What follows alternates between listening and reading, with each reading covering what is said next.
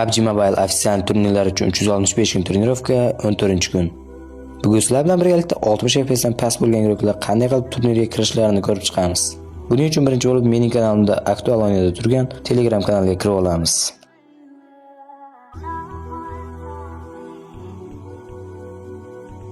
Telegram kanaliga kirganimizda ko'rishingiz mumkin, ikkita turnir bor.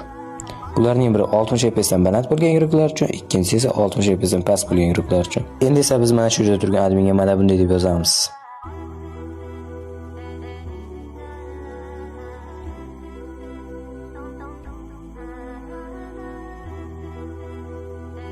Albatta jigarlarim, slotlar pulli. Agar sizlar mana bu akamizning kanallariga obuna bo'lib, adminimizga screenshot tashlarsalaring, adminimiz sizlarga 20% lik chegirma qilib beradi. Bundan tashqari akalar, Ramazon kirib kelgani uchun kuniga bitta yoki ikkita tekin slotlar ham o'ynaladi.